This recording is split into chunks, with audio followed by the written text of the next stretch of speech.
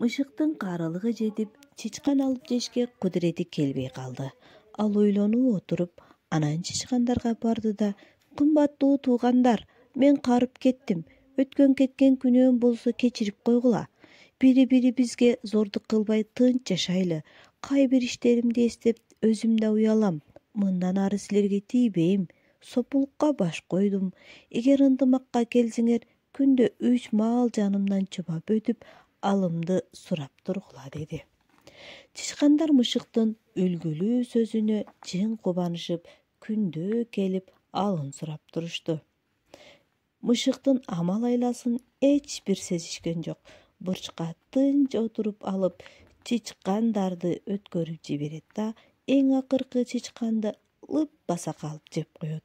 Күндө 3 маал 3 чычкан жеп, өз ичинен кубанып жата берет.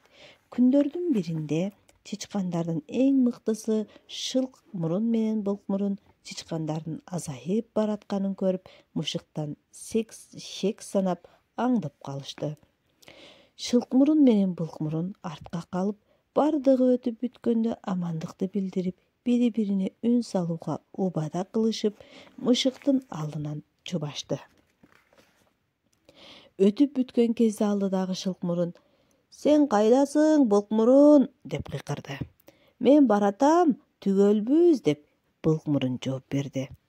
Мышык Былк мурунду жей албай калды. Ошентип арадан көп күн өттү. Мышык бир да чычкан жей албай, Былк мурунду качырып сала берди.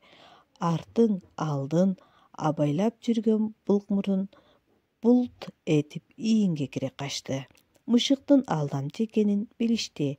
Ошондон кийин чычкандар жолобой коюп, мышык ачкадан өлгөн экен.